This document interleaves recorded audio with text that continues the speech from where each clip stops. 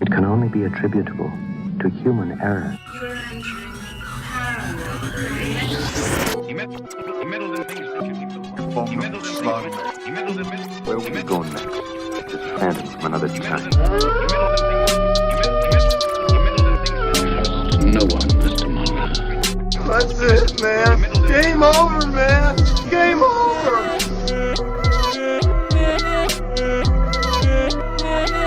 That is one big pile of shit. Hello everyone, my name is Alex Daikaiju. Across from me, Eli Watson. and to the left, Stephen Myers. and we are Cryptid Campfire. in space. Don't forget Toby. Whoa. Toby's here. Old Topesters. Toby got a little crunk last Oh, night. he's a party animal. He's sleeping face down right now. Hey everyone, welcome back to Cryptid Campfire. We're hurtling through space right now on an intergalactic spaceship. Past Jupiter, somewhere near Uranus. What? Okay. Going to the Zeta Phi Nebula. Clearly the plastic fire. Clearly It's the all getting to our brain. Clearly the plastic fire that we have burning in the center, ironically in the shape of a fire, melting with melted plastic on it, is giving us fumes for our brains. Fumes for our brains. Yeah. I feel alive! So we got me, Eli, Stefan today. Hello, Jasmine's hauled off to a different section of the UFO, talking about Andy Grammer to the aliens. And today we're talking about Project Bluebook. Project Bluebook. Yeah, we're going in deep. Yeah, we're going into the whole story. So what we're gonna do is we're splitting it up into two parts. Mm-hmm. So this is Bluebook Part 1, and after that we're gonna do Bluebook Part 2, and then I guess now is the time to announce our Patreon. Oh yeah. Oh, Because we're gonna do a Bluebook 1.5 because there's just so much to cover, and while it's not necessary for the whole story per se about Hynek, Mm-hmm. but it's a lot of cool information that you might want to know. So If you're intrigued by the real kind of basic coverage, we'll do a Project Bluebook and J. Allen Hynek, and you want to know more because there's a lot of history to Bluebook, then I think the Patreon videos will be for you. But you can just kind of glaze a lot of general info off of this series if you're not really looking to go too deep with it. right. All right, so I guess we should get down to it. Who is this? So we're talking about Project Bluebook, and you can't talk about it without Mr. J. Allen Hynek. Yep. The J stands for Justice. Actually, it stands for Joseph. Oh, close But, enough. Whoa. Joseph Mary.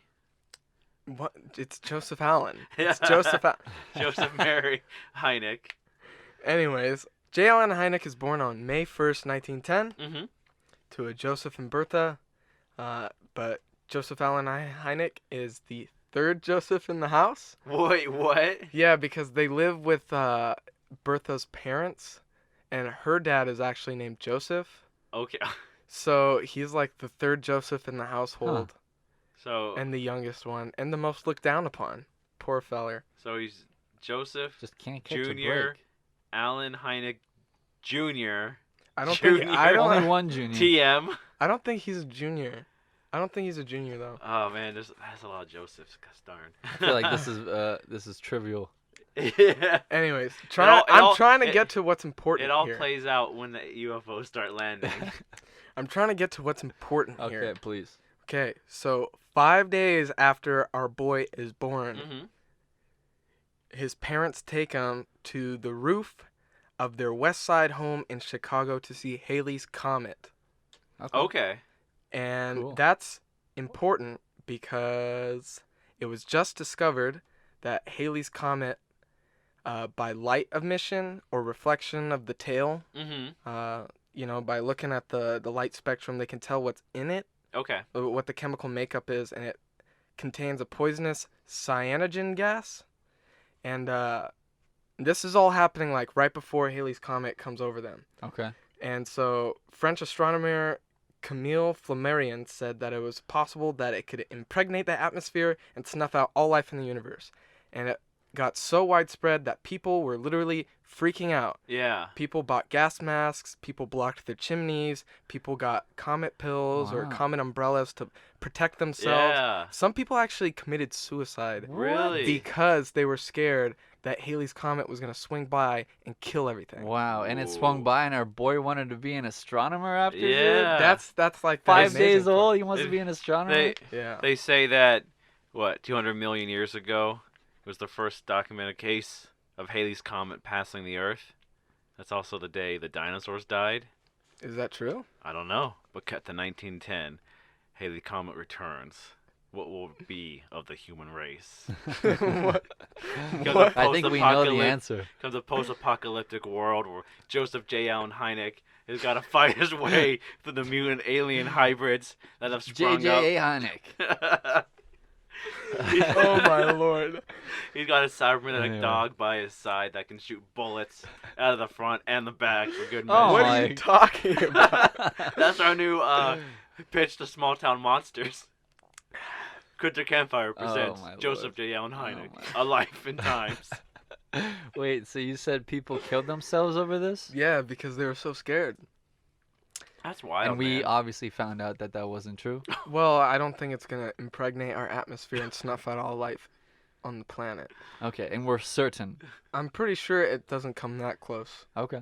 but I- I could be wrong. I mean, I'm sure it probably could put some kind of something in the air, but But I don't think the whole atmosphere. No, I mean, especially. I mean, it's probably just a little bit of like space dust. That's probably like, oh, not the best to breathe in, Yeah. but it probably burns up on re-entry, and other than maybe like a bird that flies up high might yeah. contact a little bit of it. So, but not to the entire doomsday scenario that the French guy laid out, right? Yeah. No. That's crazy. But, That's so insane. I can't. And Was he the only one that thought this? No. A bunch of people thought this. I'm just like, because is there any Like a bunch of ramifications if people. he's Okay. the only one spouting? No, everyone was kind of worried about some sort of doomsday thing. 'Cause Okay. it only comes Okay. by like every 87 years or something like that. Yeah. Mm. Because the last time it And swung by Earth, I wasn't even born yet. Yeah. And I'll be 62 the next time it comes by. So, Whoa. That's crazy, man. That's yeah, crazy to think. I checked because Something to look forward to. Yeah. Yeah. In the coming apocalypse. So when Hynek was 7, Mm-hmm. this is like the kind of the moment that changed his life. He contracted scarlet fever, Okay. and he was bedridden for several weeks, and he had to read a bunch of books because I mean, what else are you gonna He do? had to. Yeah. Well, I mean, that's what the doctor said was the cure. You got to read this stack of books if you want the devil fever out of you, boy. Well, Whatever you say, doctor. his mom read to him Elements of Astronomy, which was written in 1869 Mm-hmm. by a Salem H. Peabody, Ph.D. LLD FSSC. That's a busy guy. Dang. Yep. That's a cool name too. Salem McPeabody. Salem H. Peabody, yeah. Salem H. Is Peabody. it Peabody or Peabody? Peabody? Peabody. Peabody Deebody. Yeah, so that's pretty cool. Okay, so that's where he kind of learned his love of astronomy and knowledge. Mhm. You said he was 7 years old? He was 7 years old. That's But that's how he said he couldn't really understand everything in the book, but he saw the system, the law, the order, Mhm. and all that stuff grabbed him. So when he was 10, he got his first telescope, Mhm. Cool. and he actually for a while considered becoming an author, and he wrote several short stories, which are available to read. Really? Do you know if Yeah. are they like fiction stories? They or- are fictional stories. Oh, okay. Science So, fiction, or cool. is it? It's like science fiction. Or he's like writing like hard-boiled detective novels. Yeah. Yeah, no. Like His a fa- romance novel guy. But here's something that's pretty crazy. His father passed away when he was 14, like Oof. just before he turned 14, from cardiac failure. Yeah. And then 5 years later, he lost his mom to breast cancer. Oh. So he was, wow, that's rough. yeah, he like just graduated high school, and he was in college, like his first year of college, and he lost his mom. Dang. I know, This guy cannot catch a break. dude. It's the story of his life. Yeah. So he's at the University of Chicago. He's pursuing a BA in astronomy. I think Okay. it is. More Cool. like a BS. Yeah, I guess. So astronomy never left his brain. No, never. And that's kind of when he abandoned becoming an author. Mhm. He focused like I'm gonna be an astronomy. astrophysicist. Cool. and he joined an athletic fraternity called Alpha Tau Omega. Ooh. And Sounds according spacey. according to his son, the reason why he did it was to meet girls and help them with their homework. Yeah. Because he was like, really smart. Yeah. But Yeah. and he wasn't that athletic in that sense, like a bunch of frat bros. But Yeah, what if he was? What if it was just like, Pony Boy Hynek coming through? Toga. And they all call him Hurricane Hynek because he just any house He's he a shows up, he maniac! wrecks. There's a party animal. He's like hanging off the roof with they're kegging him with it. Oh, He's just my like he's shooting a paintball gun in the air too. Like What? he's the Man, king of what the a school. life. And then also he's like top A student as well. JJ, you crazy. He's wild, man. well, I bring this up because Yeah. it's important because this is when he starts going by Alan instead of Joseph because there's 2 other Joes in the fraternity. Yeah. And so he didn't It's want a to common name back then, huh? He didn't want to be the 3rd Joe again. Yeah. So he was like, everyone just call me J. Allen. So they Jalen. That sounds so cool, though. Yeah. right? J. Excuse me. Allen Hynek? Mhm. And it's just like, hey, this is the bros. We got Mikey. We got Nike. We got Joe. We got Joe. And we got Brewster McFooster. And finally, Jay Allen.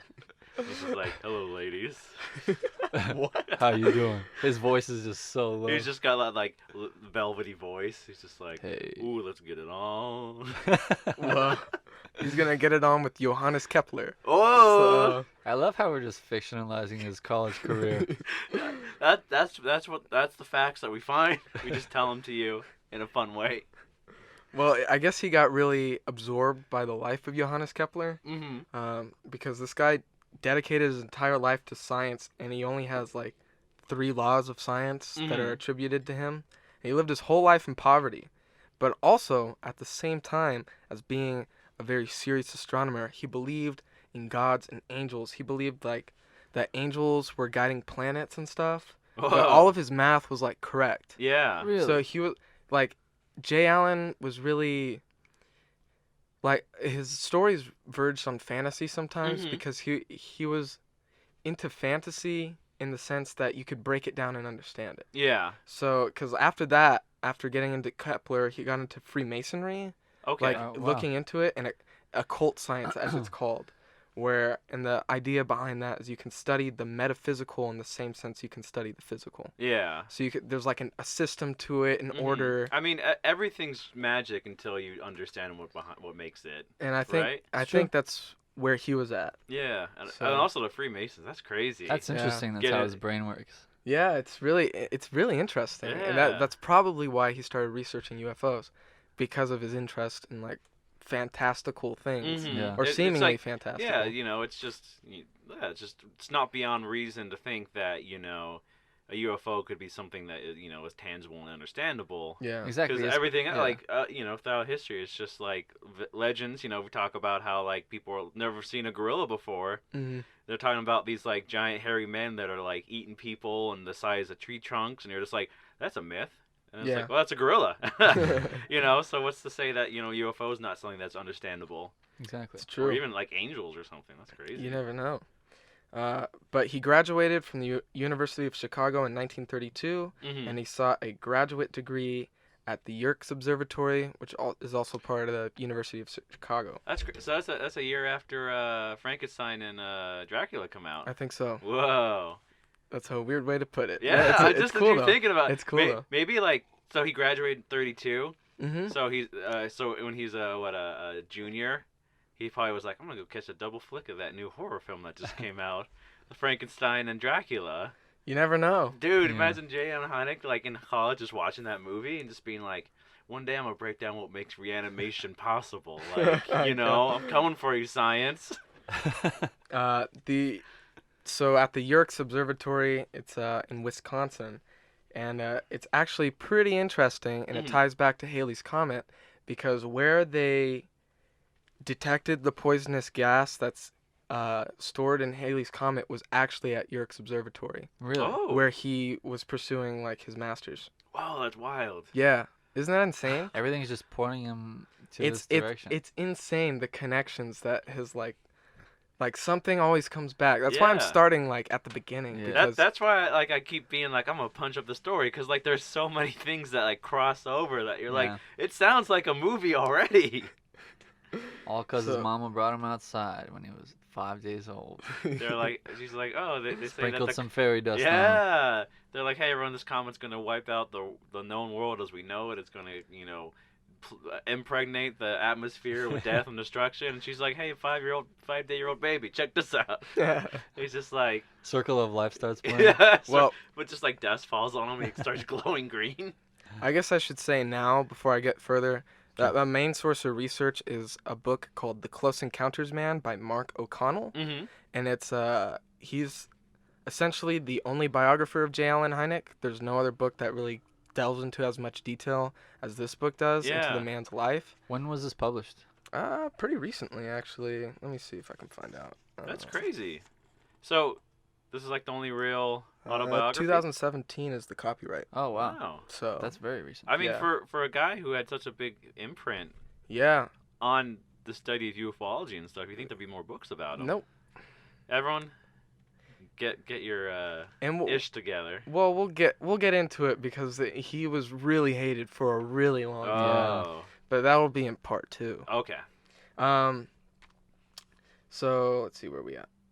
So he actually lives in the observatory Mm-hmm. at this time, and like the roof leaked when it rained and snow came in when it snowed, and just like he was like, and he Can't like catch a break, dude. It's he just making him stronger. he ate really like he didn't eat that much, and he Yeah. like worked all through the day and the night, and like sometimes he would just like pass out for like a day, wake up, and do it all over Man, again. this guy truly is a maniac. Yeah. He really is, but It's just somehow He's got the drive. he's like Rocky in Rocky 4. He's just in the cabin. He's chopping wood by himself. I haven't He's seen throwing a Rocky log. 4. Oh yeah. Oh man. Yeah. Well, picture this: Sylvester Stallone in a cabin surrounded by Paint a snow. picture for me. And he's just like he's doing his workout routine, but it's old school style with like giant logs and Oh, stuff. okay. So he's like lifting logs, he's cutting wood, he's doing pull-ups, like all the old school, Uh-huh. training. Just picture J. Allen Hynek doing it, but also he's testing his mind as he's just like E equals MC squared as he gets the physics just right to He's toss a giant exercising log. his mind, his body, and his He's spirit. just like buff. He's like Arnold. He's just like, I'm ready for you, aliens. I'm coming. I'm right here. So, while he was living in this observatory, basically homeless, he somehow managed to marry his first wife, Martha, in 1932. Was she a student I think she as was. well? I don't know where he met her. There's not a whole lot of details on her. Mhm. And there's not a... I We don't don't have know. to get into it. It's Yeah. fine. But he marries her Christmas Eve, 1932. Awesome. So That's a pretty day to get married. Yeah. Right? Christmas Eve? So he completed his PhD in astrophysics at Yerkes Observatory in 1935. Okay. And then he takes a teaching position at Ohio State in 1936, Hey. specifically teaching students how to read a spectrograph. That's what it's called, how they determine the chemical makeup of things based on the light. So the spectrograph, he's teaching people how to use a spectrograph, which was used originally at Yerkes Observatory to detect the poisonous gas in Halley's Comet. Whoa. Man. Yeah. It's basically like he shows up. It's 1935, you Mhm. said, or was it? Or when he becomes a teacher, and teaches people. 36. 36. yeah. And he sees the spectrograph, and he sees Halley's Comet, like the gas and stuff. And he's like, "When I left you, I was but the apprentice, but now I am the master. I'm coming for you, Haley. Watch Coming out. for Halley's Comet.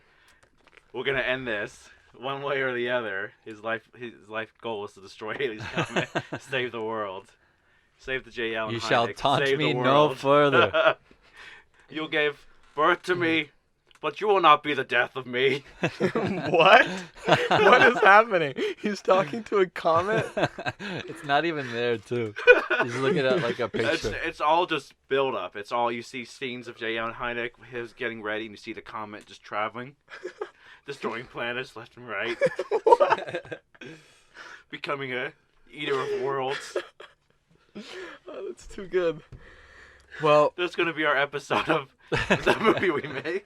well, it's funny because the other day me and Stefan were at a record shop, Mm. and we saw that War of the Worlds with the Orson Welles Yeah. Radio play? radio play, Yeah. and that came out in 1938. And I'm not sure what Hynek's perspective on it was, other than the fact that he thought it wasn't real. Yeah. So I guess I do know what his perspective. But anyways, Yeah, I 6 million people listened to it, and of the 6 million people who listened to it, 1.7 million people believed it was actually happening. Yeah. Isn't Yeah. that crazy? Didn't people die? I think so. Yeah. Like, There's, like full blown panic in the streets. Yeah. I mean, if it's as insane as that guy saying, "Hey, these comets gonna poison everybody," Right. Yeah.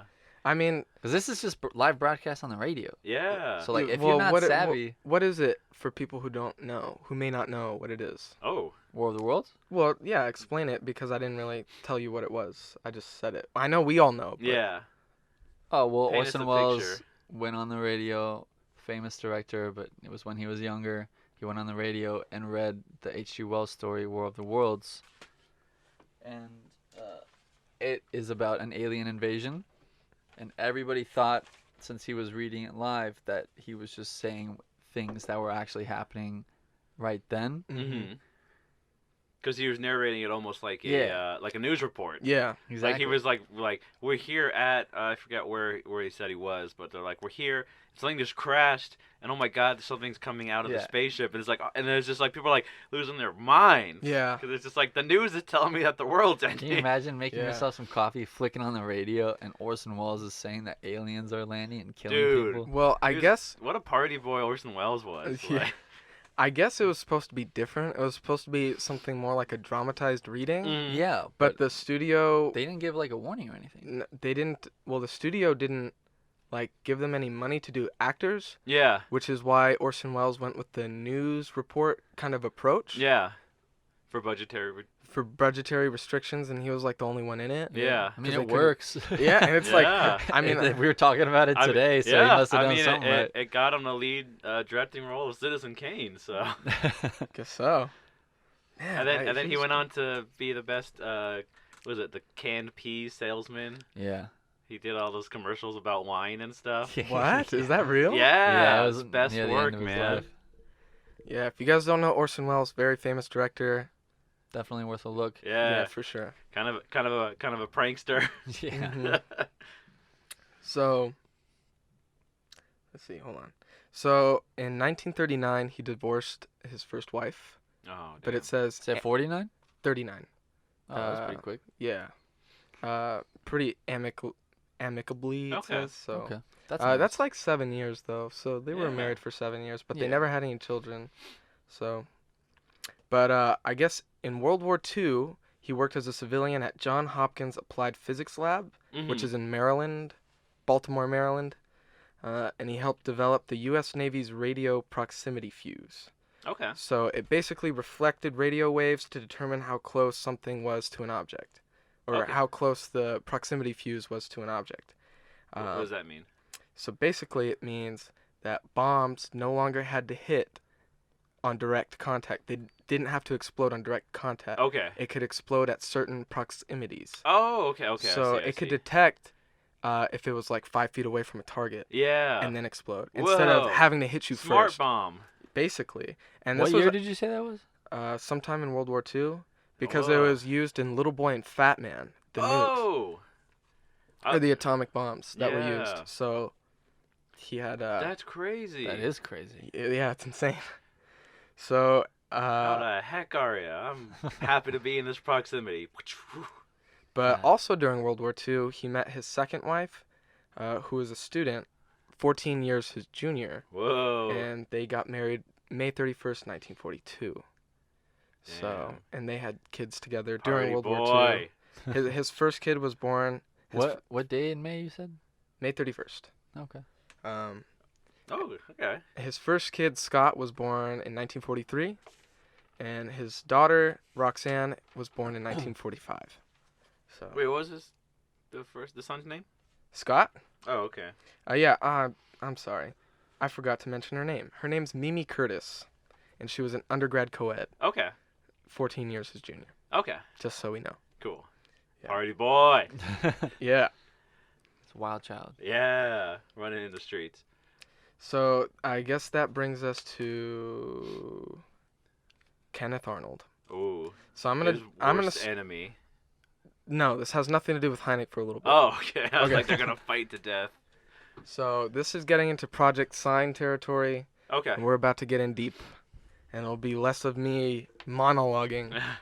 I don't mind. You darn sly dog, you got me monologuing. So Kenneth Arnold was a pilot, Mhm. and he had his own business. I'm not sure what it was. I have his report, but it's not specific, particularly on his backstory. Mhm. Just on Small what he business saw. owner, yeah. But he describes that he flies his own plane, clocking around 40 to 100 hours a month Okay. of flying time. Wow, that's a lot. And he has never wrecked in his entire life. Hey. And Until today. at this time, in 1947, he had just got a new plane, a Call Air airplane. I'm not sure what that means. Yeah. But it's a shiny new plane. What was it called? A Call Air? Call Air? Yeah. Or was it Con Air? He had No. a big old plane full of convicts. John Malkovich is not in this. Yeah. Cyrus the Virus. So he's flying his new plane, and he takes off from Chehalis, Washington. I think that's how you say it. Chehalis, Washington Airport, and he's going to Yakima, Washington. And it's June 24th, Tuesday, 1947. Okay. So we know where we're at. And he's flying towards Mount Rainier at an altitude of 9,500 feet, Okay. estimated from his little... Right, you flew planes. Stefan flew planes. Yeah. That's true. Stefan's flying a plane right now. Steph- A little remote control plane. Oh no, look out, Stefan. Gonna hit an alien. Hit an alien in the eye. Well, I don't know. Share that about yourself, Stefan. Well, when I was like a freshman, sophomore in high school, my dad signed me up for flight lessons with a Boy Scout troop. Whoa. So I would do that every weekend. We would get together. We would take care of this plane, wash it, fuel it, you know, clean it up, and then we would each take turns, like taking it out for an hour of flight time to work toward our pilot's license. That's Or our crazy. privite pilot's license, not a commercial. Yeah. Do you have it? Do you have it? No, I didn't get it. I stopped. Oh, Yeah, I asked my dad if I could stop. because you didn't like it? Did you It's not that I didn't like it. It's just he was spending money on it, and I wasn't like fully interested in it enough for him. I would rather do something else if he was gonna spend money on it. So did you get to fly the plane? No, yeah, I've got like 20 hours or Whoa, something. what's Damn. it like flying just for an hour? Does it go by quick or slow?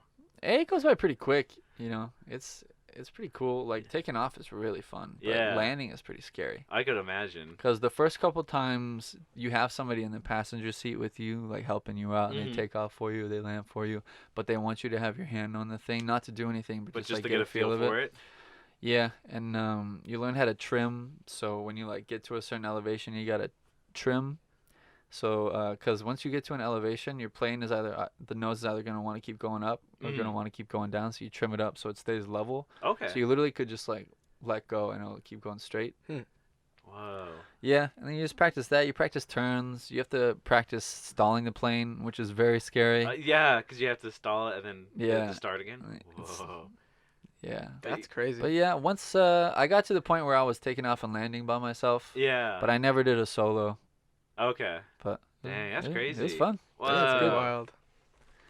There we go. Now you know more about stuff. Yeah. Now you're gonna fly us out. Yeah, let's go right now. You Yeah. like shut it off. We flying. We are flying through space. Whoa. Okay. So basically, he's flying towards Mount Rainier Mhm. at about 9,500 feet. This is Kenneth Arnold, by the way. Yeah.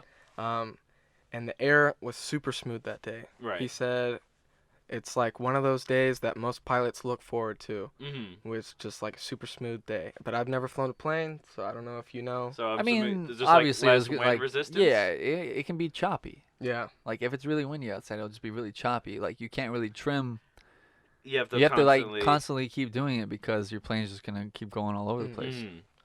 So he's flying. He's just chilling. Mhm. And a bright flash reflected on his plane, and he thought he was too close to another aircraft. Mhm. So he starts like looking around, looking for this other aircraft, but there's nothing around. And that's when he sees, he says he looked left and to the north of Mount Rainier, and he saw 9 peculiar-looking aircraft flying north to south. 9 of them? 9 of them. Yeah. Flying Oh. north to south at roughly the same elevation that he was. And he describes them as, like, he could barely see them, but they would, like, skip. He said it was almost like skipping a rock across water. Yeah.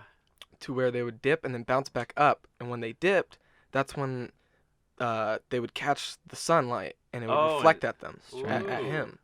But he said that there was 9 of them doing that. Yeah, so they're just like... Whoop, whoop, whoop, He said he I'm just described picturing like the dad from Jetsons just flying Yeah. around. do, do, do, do.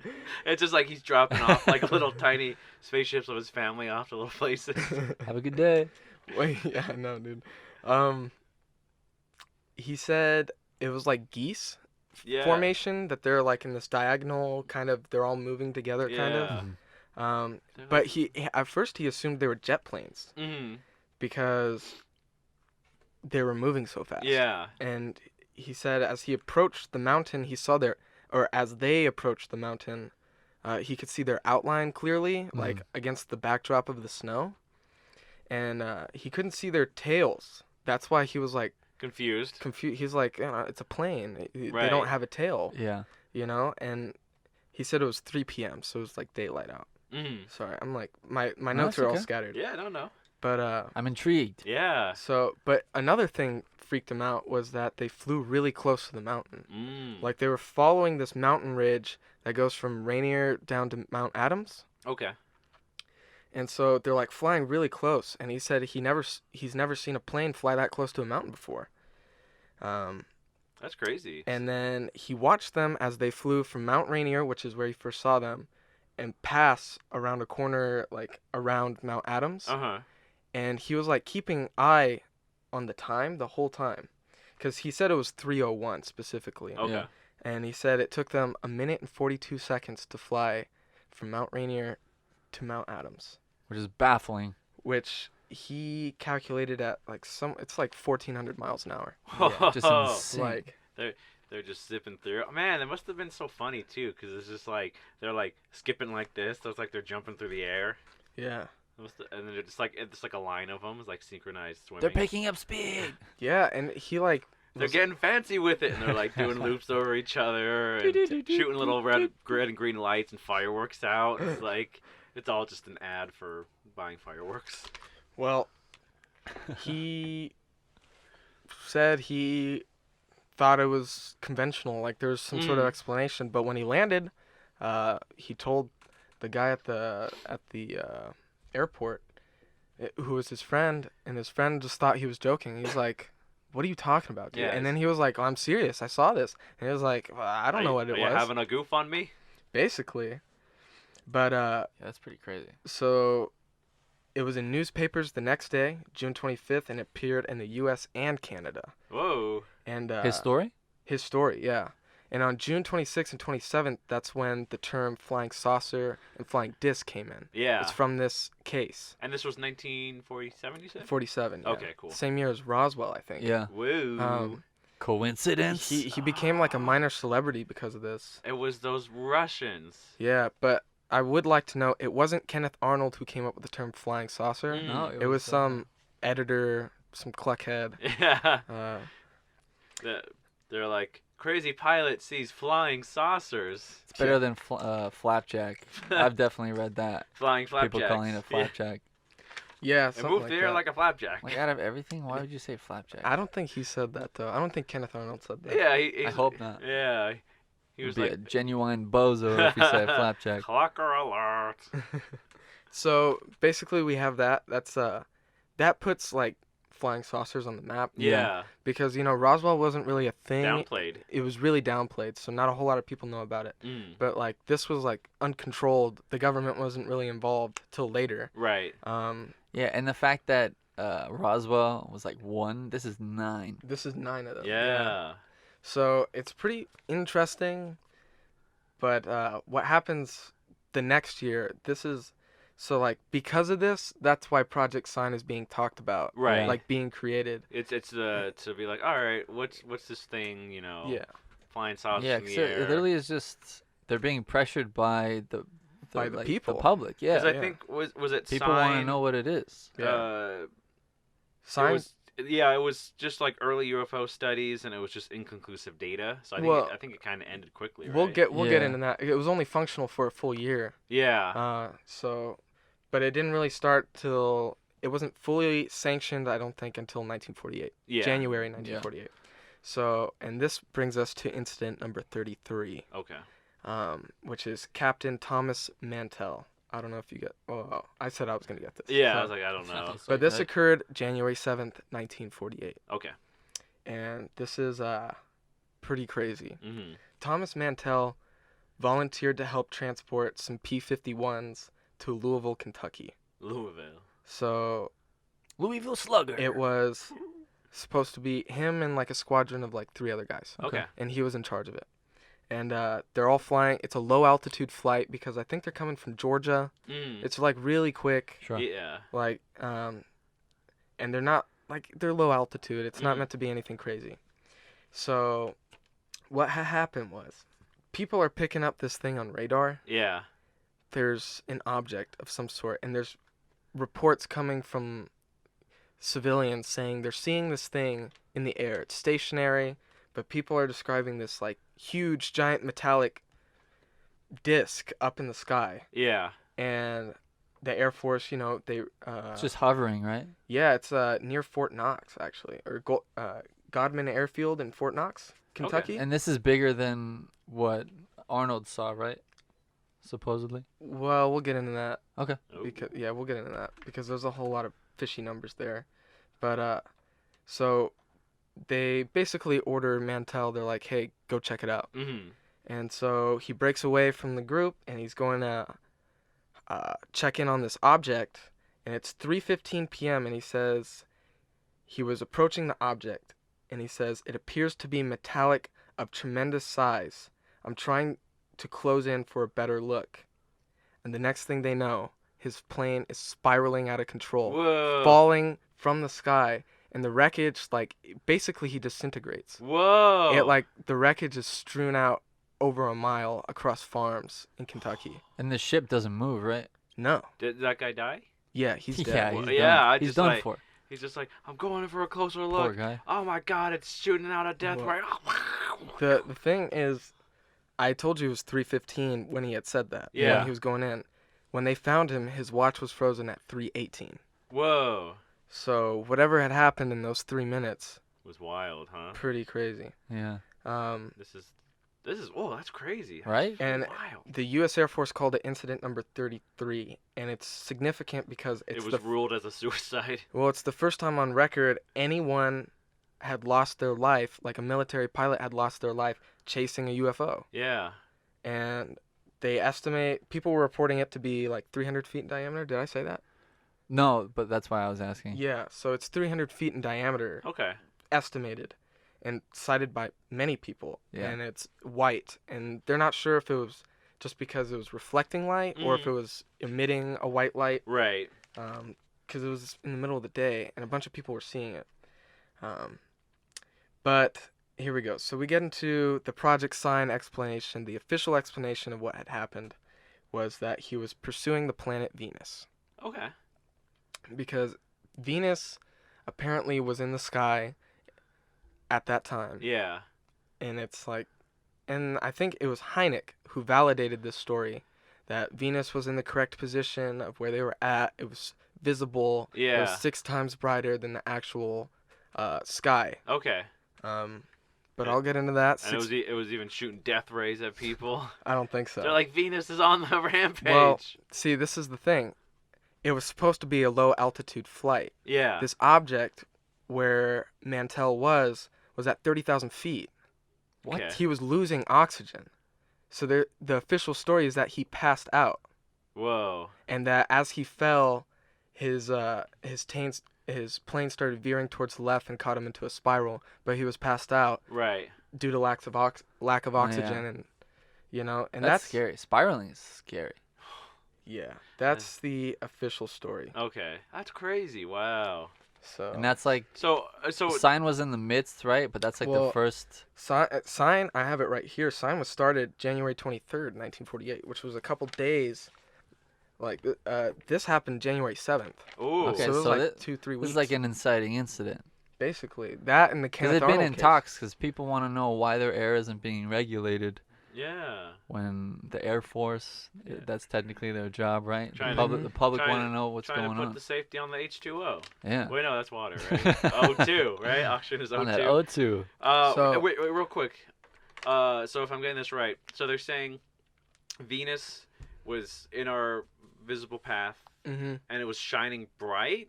It was shining 6 times brighter than the surrounding sky at the moment. Okay, so So that's everyone was mistaking this metallic ship to For- be Venus. okay, so it's like a really big star. Mhm. But But- then they're saying the guy just started flying up towards it. Towards it. Yeah, because he They was c- ordered to go check it out. Oh, Yeah. okay, but so he just got so high that he actually passed out, and then Yeah, 30,000 feet is High. that's high up there. crazy. But That's Yeah. miles up there.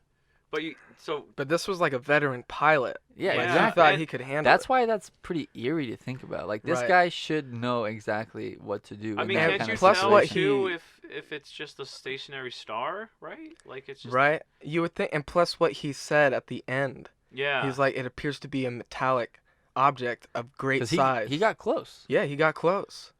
And so that's no weird. one That's saw what really, happened. Really weird. Was it still there when he landed? Did it just stay there? I'm not sure. But I would like to say that the story about Venus and everything was concocted before Hynek was involved. Right. They brought Hynek on board to validate the story. Basically, they had the story. It's like, all right, Venus is there, and they're just like, hey, was Venus in the position it was last night? And he's like, oh yeah, looking at the sun. So okay, perfect. Hey everyone, J. Allen Hynek says that the Venus was right there and it was glowing 6 times brighter than the Yeah. sun, Yeah. and it was shooting death rays at everyone. So Right. this Not the guy's- sun, but the light around it. the right? light around it. But because this is what Hynek has to say. Excuse me. In 1948, when I first heard of flying saucers, I thought they were sheer nonsense, as any scientist would have, Mm-hmm. which is very important because that is his starting position, and that is not the way it ends. No. He's a Polar opposite. skeptic. Mhm. Polar opposite. So he joined to dispel the non-science.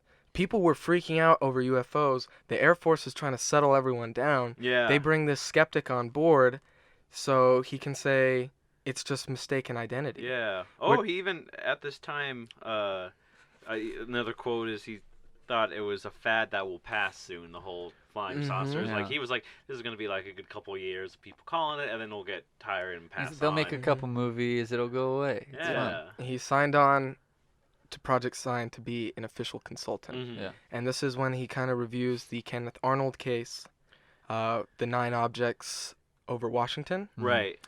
And he says that it was a mirage. Okay. And that Kenneth Arnold provided estimates about how big these were, Mm-hmm. how fast they were moving, and Hynek kind of just breaks it down and is like, this is what he's saying is mathematically impossible. Right. Therefore, it's not true. Mm. Yeah, Plus, truly. he's wrong. And because he goes through the math, he's like, it's scientifically impossible for him to have seen what he said to have seen is actually this Right. set of numbers. They were closer than what he said they were. They were like 25 miles away from him instead of hovering right over the mountains. Mhm.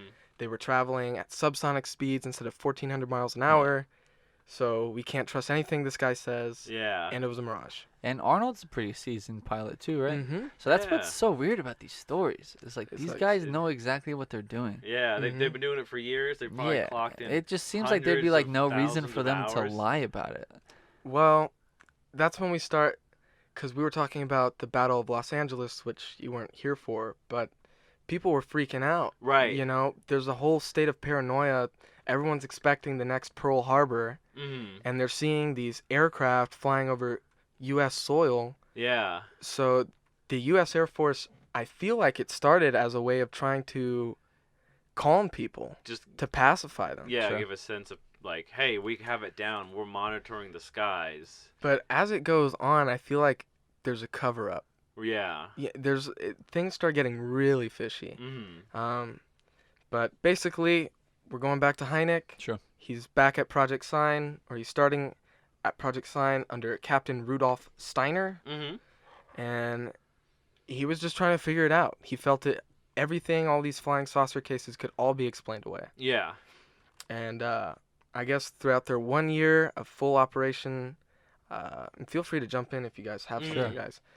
They had 243 domestic and foreign flying saucer reports, and only 48 were ruled as being insufficient data. Yeah. Most were normal astronomical phenomenon, and others were a mistaken identity of normal planes. Mm-hmm. But Hynek, it's important to say this, because this is true for Project Bluebook as well. Hynek had no say in the policies that were that regulated the research. Mm-hmm. He also had no control over the research methods. He had to do it the way the Air Force wanted it to be, and he had no say over the final report. Right. So even though he was the scientific consultant, how much of it was actually him consulting? Yeah. You know what I mean? Or it was just like taken out of context, you know? It was just Exactly. Because they could be like, hey, do you think like if swamp gas caught a certain angle at so-and-so it would look like, you know, a spinning disc? And I was like, oh, probably. I mean, if it caught hypothetically, if it caught a whirlwind or something, I think that happened. Okay, great. Hey, scientist guy says that it caught a whirlpool and it's a spinning so-and-so, and they signed his name on it. Exactly. Yeah. So Project Sign ended, and Project Grudge replaced it. Yeah. Oh, That's when- Project Grudge. that's when And they they're- went to Japan, started fighting all the Japanese ghosts. So Project Grudge started, and they had one mission: get rid of UFOs. Just disprove it all. Debunk Yep. it. By any means. Destroy it. Discredit it. basically. Yeah, that's crazy because I was looking into it, and so Project Sign is like, all right, here, we'll take some data. Yeah, you it's know, kind of like it prob- has an honest It's goal. like, you know, Yeah. what are these things? All right, well, it could be a mirage. It could be, you know, something or other, you know, a Venus looking kind of bright, you know. Kind of weird, you know. The data isn't really saying yes or no. Yeah, And it's they're crazy like, how "Ah." weary they get Yeah, of it. and So then- they get So so And then they yeah, hit dude. phase only a year. 2. Yeah. They Grudge hit is just phase like 2 of the disprove, Project disprove, Bluebook disprove. cinematic universe, and they're like, we're going full dark. They're like, UFOs, fake. People who say them, liars. They're lunatics. They're lunatics. They're losers. Basically, that's what the approach was. Is It's that if someone crazy. said they saw a UFO, they were like, Labeled a crazy person, Yeah, basically. discredited, Oh, they yeah, ruined like their absolutely. reputation, yeah. kicked them in the nuts too, Yeah. for good measure. Project Grudge submitted articles to magazines showcasing how UFOs were misidentifications, Mhm. pranks, or hoaxes. Like they were just like The- trying to the- feed the public. Yeah. The report or the research I said, it was like this was the dark ages of, you know, this because of all the Right. bad news, all the Yeah. everyone now it's like, oh, UFOs, that's you know, wackadoo. Like Right. it starts sowing the seeds of doubt. Yeah, but it's important to note because this is wrong all over the internet. Mhm. Is that Hynek never worked for Grudge. Mm-hmm. He only worked for Project Sign. Yeah. But he was signed to a contract, and his contract kind of bled over to Grudge. Yeah. But he sure. was still working on Project Sign reports, And then even at that time. yeah, because even though it ended, they still had like I think 6 months of finishing up paperwork and And stuff. really, all three just really bleed They, in. they, Yeah. they really do. But Hynek never was a scientific consultant for Mhm. any of Project Grudge's reports. Thank Grudge- Yeah. God. So, That's frustrating, dude. so it took them 8 he months. gets tagged with the bad production. Oh, Yeah. dude, it gets even worse. So it took Project Grudge 8 months and 244 reports to conclude that UFOs are not a threat to national security. Mm-hmm. And they recommended that the Pentagon reduce the scope of UFO research. Yeah. And it actually backfired on them Mm-hmm. big time, because this suppression of UFO, analysis created a market for UFOs. Yeah. So people, War of the Worlds came out, like a bunch of, like the movies came out. Yeah. UFO stories. You got like started coming Invasion out. of the Body Snatchers. Yeah. And then it's just the simple fact of it's just like when the government's like, yeah, UFOs aren't real. So what about the so-and-sos I saw? Don't want to talk about them. Mhm. Why don't you Yeah, want to talk because about the them? stories keep. They're like, don't want to talk about it. No comment. Why no comment? Yeah. It's not. We got our top men looking at it. Who? Top men. With The that top Indian man. uh, Did you guys have anything to say about Project Sign or Grudge or? just the simple facts, like you're saying. They weren't around very long. They bleed into each other. They're just like they're just awkward little missteps before we finally get to Project Bluebook, which I think is Yeah. a blend of trying to get to the truth while still remaining skeptic, but not right out wanting to just debunk it. Like, Right. Yeah. and then At least in the beginning. yeah, in the beginning for sure. And that's what 1952 is when it kicks in. Well, I guess I'll start sharing the story then. Yeah, of Okay. course. So we have Captain Edward J. Ruppelt, I think that's how you say his last name. Sure. Decorated World War II vet, and he was a reservist, so he had actually been reactivated at the outset of the Korean War. Okay. So we're skipping to a couple years ahead. Grudge is still active, But it's like not really doing anything. it's old paperwork they're just kind of filing away. Right. So Ruppelt is assigned in January 1951 to ATIC. Does anyone have what that stands for? ATIC? Mm-mm. I don't know what that is. Let's see. But it's Attack terrestrial intercontinental catastrophe. well, basically he is at Wright-Patterson Airfield Base, I'm Okay. pretty sure. And it's ATIC. And it's he's actually sharing an office with Project Grudge. Whoa. Just by complete Just they needed the space. They're like, all right, stick him in the back there. It's like So- Mindhunter. They put him in the basement. Yeah, they're like, oh, Bill, back to the basement, I see. to say what Hynek is doing in these years. He's still a teacher at Ohio State. Mhm. Okay. And he actually had his own like 10 episode series that was on, it's called It's Your World, where he talked about the faculty's like spectrograph and everything Oh, on that's TV. cool. And it aired on WLWC. Okay. Hmm. Yeah. I have no idea what it is. That's cool. Anyone have any recordings of it? I don't know. Oh. I didn't have a chance to look into it. Yeah. There's got to be like a bootleg DVD or Yeah, something. that'd be I wanna try to cool. find it. Yeah, that'd be sick. So, but that's what he's doing Yeah. because he's done with Project Sign. So But he's still on contract, right? well, He's no, still this is contract- like he's finished 1940. I think 1949. He's like done Oh, okay. with Project Sign. And he's not with the Air Force at all at Okay, this point. okay. So he's just back to teaching. Okay. And he does that little miniseries. So going back to Project Grudge though, from mid 1950 to 51, Grudge is like in suspended animation. Mm-hmm. And it literally only had one person left. That was Project Grudge. Was one person. Yeah. Whoa. And let's see. His Yeah, name- it was like completely cut down. That's right. Yeah. That brings us to September 10th, 1951.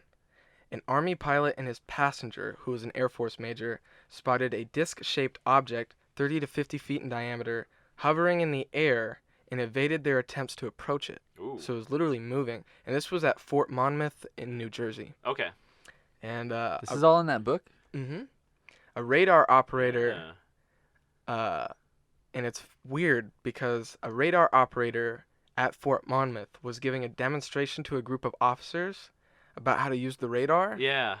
and he tracked this object moving at 700 miles an hour. Whoa. Oh my god. Yeah, all this like happened like coincidentally. So obviously you have somebody who's like, we need to figure out what this is. Yeah. And that's Major General C.P. Cabell. CP Cable, And at he- your service. He ordered a full investigation by Project Grudge, who, at this point in time, is one person. Just like Yeah. one intern. But that's pretty interesting though, because all the other stories are usually one pilot. This one had two, right? Mm-hmm. And someone in the radar booth too. Yeah. Who was just in New Jersey, right? So Mhm. like, hey, I think I go. Yeah. What was Forget that? about it. Forget about it. So, this one guy is named Lieutenant Jerry Cummins. And And he's coming for you, alien. not only that, but he's coming for his retirement. Oh, hey-o. And he's ordered, he's like, I guess I gotta go investigate this. So This is the guy in Grudge? This is Project The Grudge. s- The entire. lone man. It's the one man. He spends a few days investigating. He's on the cusp of his retirement. So he says two things. A, it was a balloon. B, it was a freak radar return caused by unusual atmospheric conditions. Yeah. He submits the report and he's like, yeah, I'm bouncing out. He wants nothing to do with and that, then dude. He's like, I'm about to retire. He's like, I'm about to retire, but then it happens. He gets shot 2 days before retirement. Happens every time. Is that true? I don't know. Oh. That's the trope, every time someone's Yeah. like, hey, I'm almost to retirement. It's just like, they get shot 2 days before. My pension. Well, Damn, another one lost. I guess he could have been shot because the general got mad. Oh, dang. And he was like, who in the hell has been giving me these reports that every decent flying saucer sighting is being investigated? Because he's like, if this is the quality of investigation, what's going on? It's like one paragraph. Yeah, it was a balloon. It was like he has it was just flying around. There's It an caught the entire wind. stack of It was a kite. It's solved cases. He's just like 1952 balloon, 1951 balloon, 1951 balloon, 1951 duck with a balloon tied to its tail. And it's just all balloon stories. So he authored the reactivation of Project Grudge right there. Yeah. But that's when Cummings was like, I'm not going to do I'm anything going. about it because I'm retiring. Change his name to Alan Goings. So Later. so who did they have that had any sort of knowledge on this UFO topic? Ruppelt. Ruppelt, who had been sharing the room with Project Grudge. Yep. So, but Ruppelt was actually the right man to do it because He's the best of us. he changed a lot of stuff. He's the best of the best of the best. Star. He changed the policy on reporting, so it wasn't about debunking UFOs. Yeah. It was about non-biased reporting. Just getting the facts, man. Yep. He Just wasn't the gonna facts. support anyone that it's extraterrestrials or if it's Soviets or what. And that's like really crazy to think that because everyone's just like, yeah, whatever, and he's just like, well, there's something here. I don't care if it's UFOs, if it's aliens. I just want to know what it is. Right. What are the facts? It's so commendable though. Yeah. Mm-hmm. But I was reading that if he noticed that somebody on the team got either too far into believing into UFOs Or or too like far skeptic. yeah, he would fire them. Yeah, he would Yeah. reassign He them. would let them go. He Yeah. went, get out of my room. Put out a gun. This guy's great. He also changed the term because when Yeah. you say flying saucer, it freaks people out. Yeah. So he changed it It's to be cartoony. unidentified aircraft. Yeah. Or unidentified flying Flying object. object. UFO. UFO. That's where it comes from. It comes from this man. UFO. So, because he figured it's a more neutral term because it literally could mean anything. So he gets put on Project Grudge And he changes the name to name. Project Bluebook. And So- do you know where the name came from? College test, right? Yeah, Yeah. because they were like, I guess a lot of final exams would come in like blue folders booklets, and stuff, yeah. blue Yeah. booklets. So they're like to show that this is important, to give you that kind of cram that you need to study. Yeah, is like Project Blue Book means important, Yeah. because the runner-up name was Project Intergalactic Kegger. I don't think that's Yeah. true. I think it's also worth noting that Ruppelt didn't have to follow any chain of command. Yeah, Yeah, at this he was a point. rogue. I thought that was very He was interesting. a rogue Yeah. cop with nothing They weren't to joking lose. about this. Yeah, no. He kicked down the door. Grudge rubbed go up people to the wrong way. Anybody, he could have. It's crazy. So no chain of command. It's I'm funny. telling It ya. rubs them the wrong way, but they're the ones who instituted it. No, it's funny, but it's just like such a crazy waste of time. He could walk into the White House, slap Truman around, be like, "Tell me about them aliens." They were my mother. Slap. I don't It was know. my sister. Slap. That was my alien sister. Mother. Oh man. If you understand that joke, you have good taste in movies. Yes, you Sir. do. Mr. Gitz. Yeah. So Did it you was guys- Ruppelt who initiated a reevaluation of the Mantell case, Okay. and guess who he brought on board to reevaluate it? Hynek. Hynek. Oh yeah. Uh-oh. J. Allen Jr. Right It's the back man at ya. himself. It's the But man himself. What had changed? What had changed in the meantime? Well, early 1952, Project Skyhook was declassified. Okay. So it was actually launched in 1947, and it was operational in 1948 when Mantell had his crash. Whoa. And it expands to 30 meters wide once Mhm. it's fully. And I think Skyhook is in The Dark Knight, correct? Yeah. Where he uses it to escape Hong Kong. Yeah.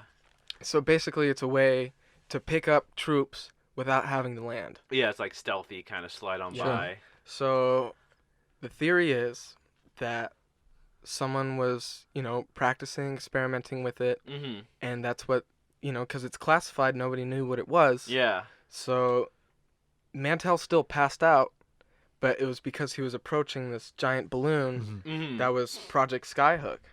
That's great. And then they couldn't be like, well, he was, chasing our secret Batman carry gadget. Like, Yeah, did they shoot him down? Did they shoot who down? Mantell? No, I don't think so. But yeah. Batman was on it. He's just What? like, I'm sorry, I got a rule, but Throw some today. batarangs at him. Yeah. Or it's like Dark Knight Returns, where he's just got a full-on sniper rifle. He's just like, this is new Batman now, baby. So that was Ruppelt who discovered all that information. Yeah. And he brought it to Hynek and was like, "What say you?" Yeah. Yeah. And Hynek said, "Yeah, That's all some right. cool stuff you got that there, makes bro. sense. Yeah, I what dig a it. what a duo. Right?" And that's when the This is dream who we team was needed, made. dude. Yeah, it's true. It's They- who we still need. You know what it was? Ruppelt came to him. He's just like, threw a folder at him. He's just like, what you got? And then Hynek kind of steps out of the shadows with a cigarette, you know. He looks at it, puts his hand out. Ruppelt puts his hand out. They grab together. Ruppelt, you son of a bitch. Rumble, dude. It's not even his name. Oh, And man, that's so we get funny. Arnold to play Hynek. Then who's gonna play Ruppelt? Sylvester Stallone. Yeah, exactly. Oh yeah. Dude, that would be so Escape good. Plan 3. Oh my lord. But did you get anything on the Flatwoods Monster? Oh, yeah. Because we're revisiting it because I recently listened to the Flatwoods Monster. I think it's episode 5 of our podcast, I believe so. and it's absolute garbage. It's, should Don't be so hard on should, yourself. should be classified. It should be classified. Just put in It's a little... redacted. Redacted. It just, we got to take the audio file, put it in the box, put it Yeah. into a big Delete warehouse. it and then put just white noise in place of it. It's in the museum of PFOS memory. People. But so yeah, we're gonna revisit Flatwoods Monster because that was actually a Bluebook case. Mm-hmm. Especially because, so Flatwoods Monster, it took place at, also known as the Braxton County Monster / the Phantom of Flatwoods. Mm-hmm. September 12th, 1952, in West Virginia. Around 7:15 p.m., there's a group of kids, Ed and Fred May, their friend Tommy. They're all playing outside, and they see something fly through the sky. And they say it looks like they say it landed on the property of old farmer G. Bailey, who was a local farmer. They say it landed there. G. Bailey. Oh, I'm going back to my notes. Let's Yeah, I'm pretty sure it's G. Bailey. see. I believe you. That sounds right. So they're completely freaked out, and they run to the house of Kathleen May, who's the aunt of the boys. And they tell her they've seen something crash. They're all panicky. They're all freaking out. It's at the height of the Cold War. So she accompanies them. A few other boys tag along, and there's even a National Guardsman, Eugene Lemon, who I think is 19 at the time. Oh, Mr. Lemon. Yeah, and there's even a dog that joins along. What's Oh. the dog's name? Scrappy Doo. What? I know you say it in the original podcast. Yeah. Which people should not listen to. Yeah, don't listen to it. Listen to it, you said? No. No. Please listen to From it. now on, the dog will always be known as Scrappy Doo that showed up for the Flatwoods Monster. Oh, What my kind of Lord. dog is it? He's a A little nice one. He's a little baby He's a- Great Dane. he's a good dog. What kind? He's I- a pretty good dog. Do you think Scrappy Doo is like a Great Dane and a Chihuahua? Because he has Scooby Doo's face, but he's tiny. Yeah, isn't that know. weird? He just stays that size. Yeah, that's like him full. I think they imply that's like he's like fully grown. Yeah. Isn't that crazy? He's the runt of the litter, dude. Yeah, maybe he's like a little runt baby Great Dane. Like Scoob. But so the group, they all run towards the area. They go through the foresty area. They're looking around, and then they come across the Flatwoods Monster. Picture a dark, misty forest, flashlight signs. What do you see? 2 big glowing orange eyes, a blood red face, a green almost ace of spades head, flowy almost metallic cloth underneath, and it's got long arms that end in claws. And they all pause, they stare at it, and they say that they smell like almost sulfur. Sulfuric, yeah. Some of the people report feeling the kids feel sick. It emits a hiss that starts running towards them. It shoots laser beams out, melts a kid's head off, straight What? off, takes its claw, digs its face into Eugene Grandma, what are you doing out of bed? pulls Oh his my brain Lord. out. It's Jeez. the gas is melting people's innards. It's like Mars attacks. But no. So I want to see Alex do a B movie of the Flatwoods Monster. Where could all you of that imagine? happens. It's just like goes on a rampage, it flies through Flatwoods, shooting laser beams, blowing up buildings. The Air Force is called in. Planes shoot through. It's shooting the planes. The pilots are evacuating, but it's grabbing them midair. A giant Like some spaceship King comes Kong out stuff, of dude. nowhere. It's so sick. And then it makes its way to Washington, up to the gates of the Lincoln Monument before they have to declare a nuclear strike to destroy the beasts.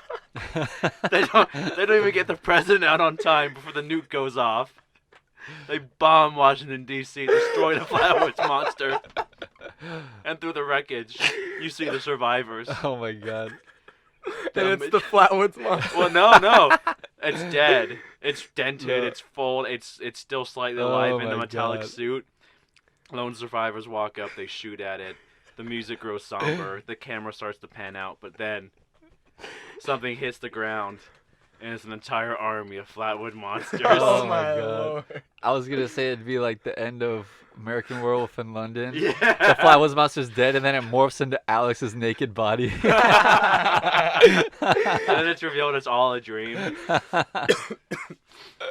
Oh And my then it Lord. turns out I'm just on the top of Bigfoot Mountain, still passed out. Oh my god. But so they go into the forest and they see the Flatwoods Monster. Some of them report feeling sick. It kind of lunges towards them. Eugene drops the flashlight and they all scatter. Mm. And then I think maybe an hour later they all kind of convene back at Kathleen May's house. Mm-hmm. Some people feel sick. They go back and they can't find any sign of wreckage. There's no crash on the actual farmhouse where the Right. kids saw the thing land. There's no crash. There's no wreckage. They don't see anything in the forest. And then that's when Project Bluebook shows up to investigate. Cool. Oh. And the possible explanations that they give are that the thing they saw through the sky was an actual meteor. Because There was a meteor. there was right? a Yeah. report. Actually, Hynek, I believe, is the one who reports that there was a tri-state comet meteor that went over Virginia and whatever city, states are around Virginia. What Right. year did you say this was? 52. Okay. And then for the actual Flatwoods Monster, they say in the state of adrenaline and fear, Right. it was an actual owl. Mm-hmm. I believe a barn owl is the explanation. Yeah, barn owl. Because they got the really big eyes. Okay. Yeah. And they say that, just through the fear that they saw it briefly and it probably flew off and they just imagined. Right. And it could have been in a dress too. That would explain why they saw a flowy dress on Yeah. it. Well, they say because it was up in a tree, right? Yeah. And then the dress was actually just a bush. Yeah, a bush or like some But shrubs and stuff. But I I don't- like to think an owl was on a date, looking good, wearing a dress. Spiffy. I honestly have no idea how I feel about the Flatwoods Monster case. It's pretty weird because it's just like a one-off thing. Mm-hmm. And it's just, I think it's just a sign of the time because it's like the height of the Cold War, people freaking out. You think of a comet, could be a missile or UFO, like. Yeah. And then I looked into the Project Bluebook episode Yeah. because Eli's seen the show. Yeah, I've seen the all of season 1. It's pretty good. Yeah, I want to check it out. But I looked into the differences between the episode, and it takes some liberties, which is pretty great. They take a lot of liberties. Because they they have they don't have Kathleen May or Eddie and Yeah, they abandon all the Fred. main characters. anyone who's real. It's the children of this woman named Sarah, who it happens. So they see something, they go in the forest, but I think it's like a weird tree monster. It's like a right? tree monster. It's like Really? It doesn't not look not at all. anything with the cone. It doesn't look any metallic. It's like Treebeard. and It's like animated too. It's like kind of okay CGI, and it's like Yeah. it like closes its eyes like brow like furrowed brow. It's Yeah. like mad, and then it's like Project Bluebook. Yeah, it's it's really weird how you don't have you don't include the famous design of the Flatwoods Monster. Yeah, Why But would then they also do that? I don't know. It's I have no idea. licensing right. I guess they couldn't afford the rights. You I can't. think- You can't afford an owl in a white gown. Yeah. And I think they even doesn't it burn their faces? Yeah, like it messes people up. Yeah. and Yeah, then- it's that's why I was like, oh, it's melting people's face off because in the Project Bluebook it's like they have burns, kind of like Close Encounters. So they have yeah. but I think it's a little more intense in the show. Yeah. Sure. Yeah, because Close Encounters, he just gets like He gets a little Sunburn. sunburn. yeah. And then I think Alan Hynek actually shows up in He the does, yeah. episode. He's like, because he was never a field agent. No. This show takes some That's liberties. crazy. He's like a superhero in that show. He He really shows is. up. He's like a hero. He gets help from the Men in Black. I guess they slip him a clue about it. He's Yeah, he's he's privy also- to everything. He I also guess. talks. There's like a lady in the insane asylum who Yeah. saw something about it, and he's like talking to her, and like that's when the Men in Black show up. And It's like- it was funny too. I was reading that in the episode. Everyone in Flatwoods is portrayed as like gun-loving crazy people who are just like, "Who are you, stranger? What are you doing in our part of town? Like You're playing from Red Dead. you're from the Roswell boys." Because in the show, everyone knows what Yeah, Roswell everyone knows- happened, yeah. even though in real life, nobody in Flatwoods, Virginia, would know what the hell Roswell was. Yeah. But I want to see the episode. It sounds like it's fun. Oh, the show takes so many liberties, and like what I'm gonna tell you guys later, they completely changed the facts. I'm not gonna tell you because it's the season finale. Yeah. And it's awesome. So Yeah, it's even though kind of it's- cool. It's fun. There's a difference when you do that and it's for the worse, Yeah. but it sounds like it's for the better. It's so much fun, because they really they dig into Hynek's character a lot, Mhm. and they dig into a lot of I assume he's based off of Ruppelt. His name's Captain Quinn. Yeah, that's what Um, you were saying. Yeah, and it's just a whole lot of fun. Those two together, it's almost like watching The Rock and Jason Statham and Hobbs and Shaw. and Hobbs and Shaw. It's like a similar type of relationship. Okay. You're ugly, so ugly. Makes Yeah. me want to punch myself in the face. Dude, that movie's fun. I don't care what anyone says. I had a good time. So yeah, did you have anything else you wanted to share, boss? That's kind of it. Oh, It's yeah. one of those things to where I think the Flatwoods Monster is more memorable for the description. Yeah. Because the descriptions appeared in an episode we talk about, but I'll give you a refresher. It appears in multiple video games, and like TV shows, and just like pop culture comic books use that Yeah. image as like a good alien image. hmm But when you look at the story, it's just like some kids maybe misidentified a meteor, or then maybe everyone was scared by an owl, and that's kind of it. Yeah. And it's like Boba Fett. It's like he looks really cool, doesn't really do much. Yeah. He gets Yeah. taken out. And there by a really big is only ol'- one sighting? Yeah. Yeah. It's only That's one. the only real exciting because there was I think like a day or two later a couple reported further down in Virginia seeing like a metallic cone type thing floating in the road, but it had like a reptilian face. Yeah. And people say, oh, maybe the Flatwoods Monster took its helmet off, and It's it the was an president of alien. the United States. Whoa! It was Yeah. just J. Edgar Hoover going for a ride. He was took like- his mask off. He's just like, hey everybody, how you doing? Like, oh my god! I guess that brings me to the next thing then, because I thought there was a lot more to that. That's the thing is I'm sure you could write an entire 1,000-page thesis about the Flatwoods Monster, but at the end of the day, it's just a bunch of kids saw a meteor and some 19-year-old kid named Eugene Lemon probably peed his pants in the forest. Yeah. That's about it. Well, I'm actually gonna go to a few months before this, because you said that was in September. Yes, September 12th. Yeah. So this happened in July 1952, Okay. and this forms the basis of the season finale of Project Bluebook, Mm-hmm. the show. Don't worry, there's no spoilers in what I'm about to say for the actual. It's completely different. But basically, it's Saturday, July 19th, and it's like the middle of the night. Mm-hmm. And it goes from July 19th to the 20th, like it's overnight. Okay.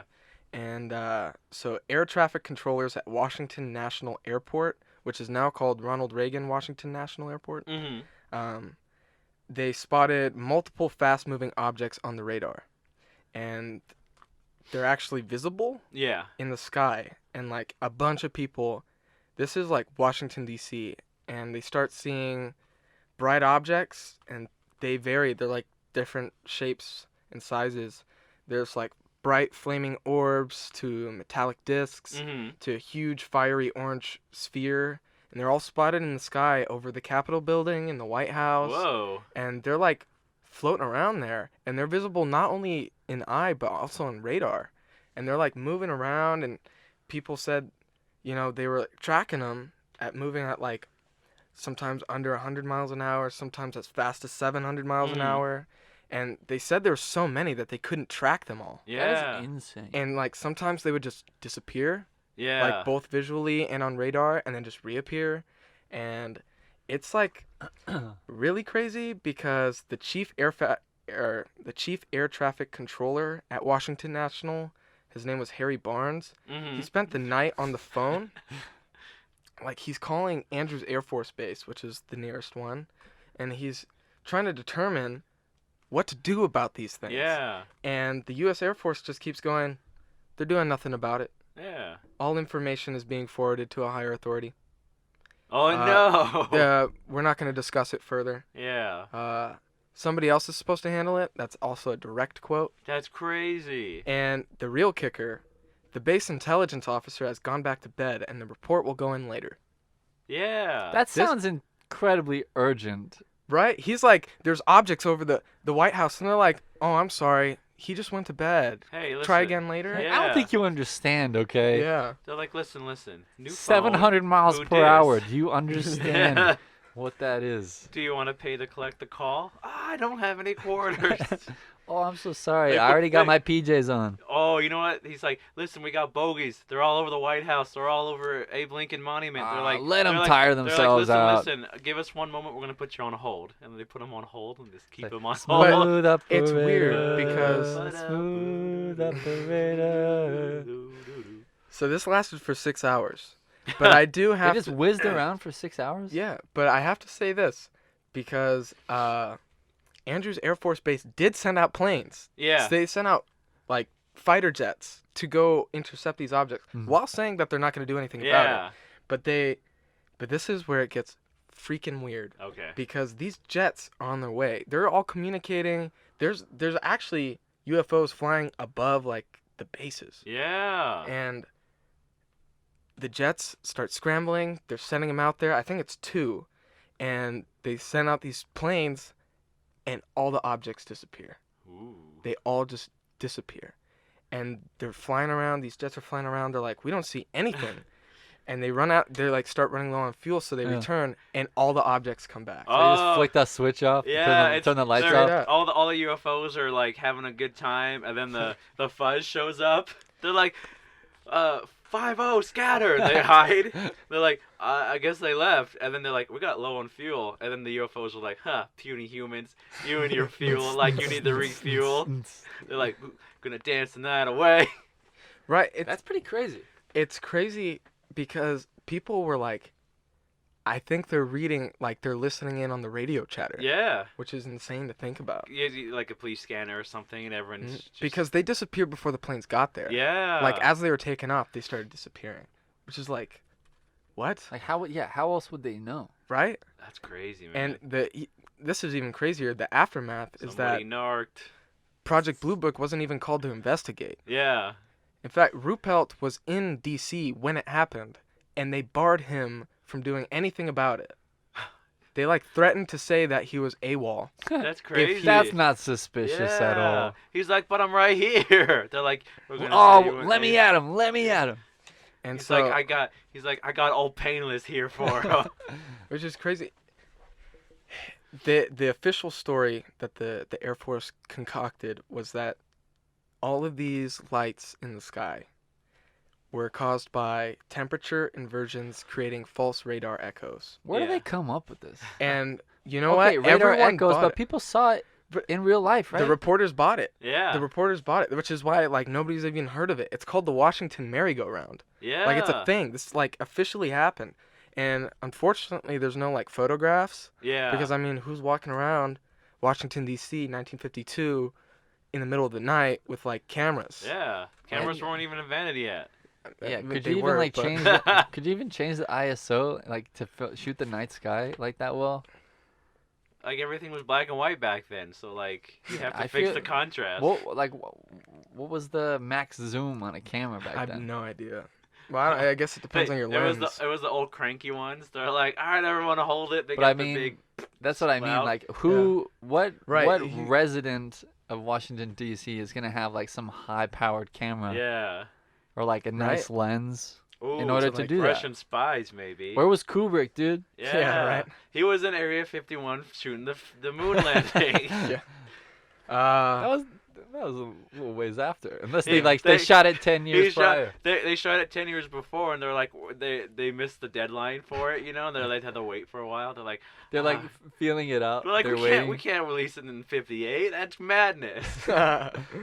So, I guess because this is gonna start drifting over to your territory. Okay. So, Hynek still working for Bluebook. Sure. But he wasn't there in D.C. when it happened. Mm-hmm. But he's also hired by Battelle Memorial Institute to secretly gather UFO intelligence on its behalf. Okay. Because they're trying to index all reports from Project Sign, Grudge, and Bluebook Mm-hmm. to like create like a database of UFO reports. And Which is a great idea. Yeah, It it is. seems pretty reasonable. And you know, Hynek had access to all of this, so that's why he's like secretly doing it. Sure. And he actually began talking to like high-profile astronomers, Mm-hmm. and he found out that a lot more astronomers. He found out that like 23% of the people he talked to were actually hostile towards the UFO thesis, Right. but he found out that most people didn't even know about it Right. because the Air Force was like suppressing it so much. Mm-hmm. And he said when he finally like told them about these like unsolved cases, like they started getting more interested. They're Yeah. like, what? So, and That's that crazy. kind of leads us to special report number 14. Yeah, special report number 14. Ooh, right off the menu. Yeah, it Right was off the like in December 1951. Ruppelt was just kind of sick of all the shoddy research that had been happening. Mhm. Mm-hmm.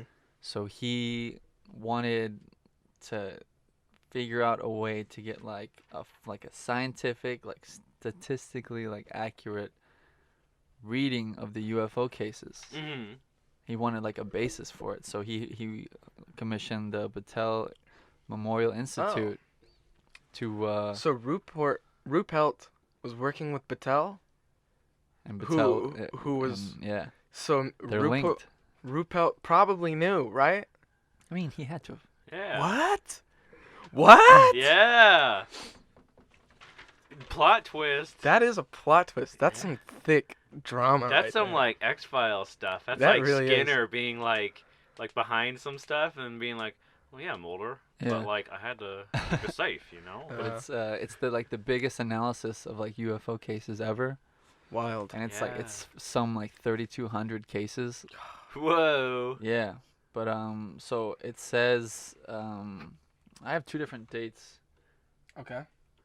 but so I guess they like officially started in March 1952, and they divided the cases into three categories going through it, and they got knowns, unknowns, and insufficient information. Mm-hmm. And then the knowns and unknowns were broken into four categories of quality from excellent to poor. Okay. And then UFO sightings were broken down into six different like characteristics, and it's color, number, duration of observation, brightness, shape, and speed. Okay. So they took all that and they finished in like 1954, I believe, is when they finished it. And but they finished it after Ruppelt had left Bluebook. Ah, Dang. because he left in 1953. Was it 53 he left? I think so. But we'll get into that a little bit later. Yeah, but it sounds because, about right for now. yeah. Let's see. Because that's gonna be the next episode. So I got the results if you guys want to hear 'em. Yeah, lay it tell on us. us. It says about 69% of the cases were judged known or identified, and Mhm. 38% were considered conclusively identified, while 31% were still doubtfully explained, and about 9% fell into the insufficient information category. Mm. And then 22% were deemed unknown, down from the earlier 28% value that the Air Force said. And it says, in the known category, 86% of the knowns were aircraft, balloons, or had astronomical explanations.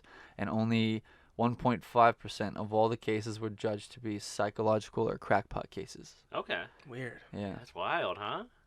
And then the higher quality of the case, the more likely it was to be classified unknown.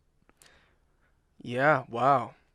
That's weird. Yeah, and it says 35% of the excellent cases were deemed unknowns as opposed to only 18% of the poorest cases, which is pretty crazy. Yeah, that's wild. And then it says this was the exact opposite of the result predicted by skeptics who usually argued unknowns were poorer quality cases involving unreliable witnesses that could be solved if only better information were available. Right, that's what I was gonna say. Is Mhm. because Yeah. you said the more information they had, the more likely it was to be unknown. Yeah. It's Isn't like that just eerie? like Yeah. the more information you have, the less sense it makes. Yeah. It's like some Twin Peaks stuff right Yeah. there. It's like what? It's pretty nuts. The owls are different. But then Owls are not what they appear. it says, despite this, the final report declared it was highly improbable that any of the reports of unidentified aerial objects represent observations of technological developments outside the range of present-day knowledge, which is a little disappointing, you know? Yeah. hmm And then... What are they afraid of? Are you afraid of the truth? You can't handle the truth. You're out of order. Yeah, so This whole it pretty much, UFO is out of order. it was all for naught, pretty much. It wasn't exactly what they were looking for, you know? Mm, They were trying to, like, prove UFOs.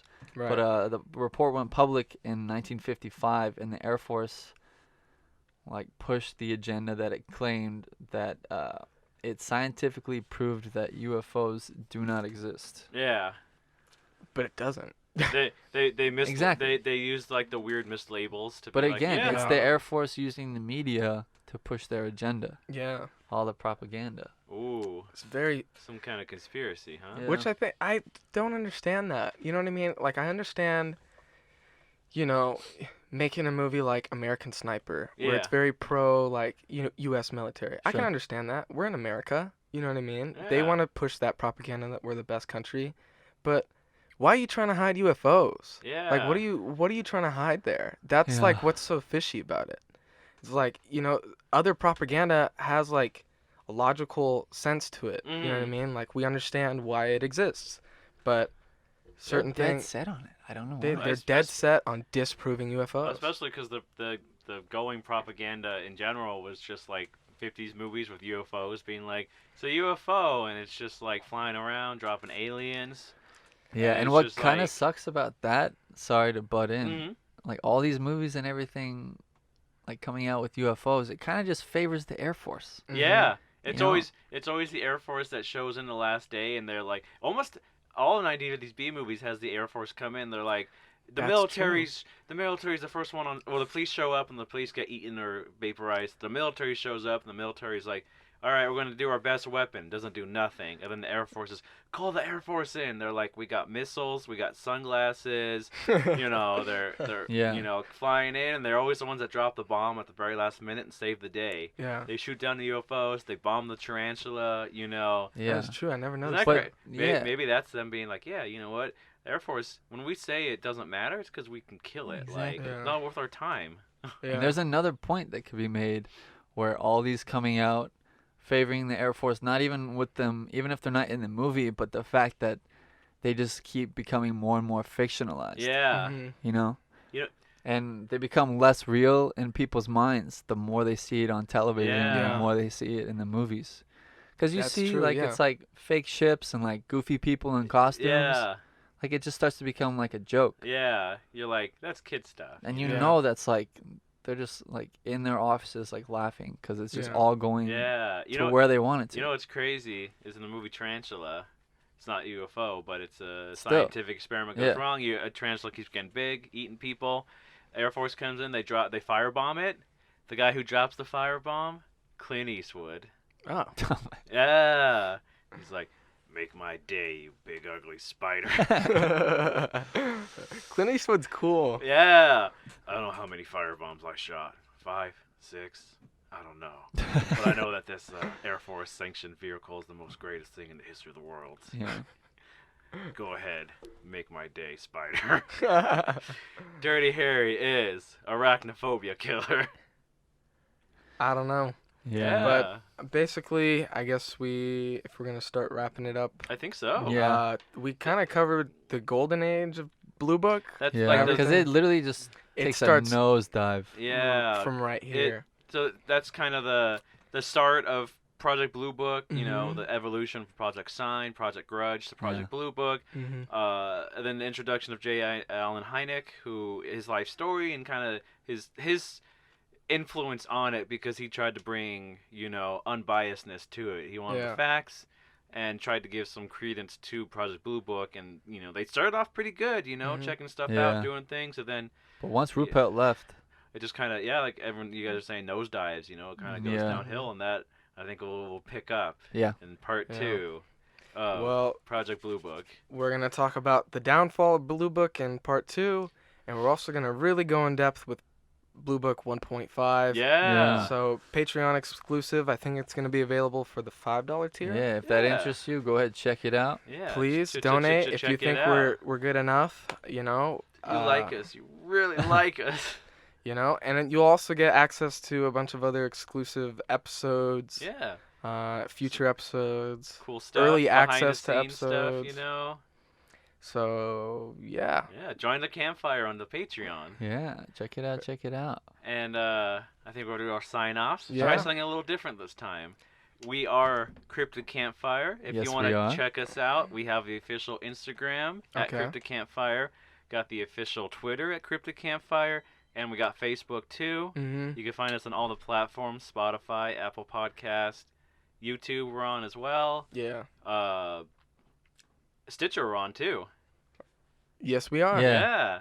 And if you want to get a touch on us on social media, the guys behind Cryptid Campfire, I'll start with Baby Boy here. Aha, my name's Stephen Myers. You can find me on Instagram at MyersStephen. That's MyersSteffen. Ooh, and what about you, fella? You can find me on Instagram at the Eli Watson, or you could, and that's also me on Twitter if you feel so inclined.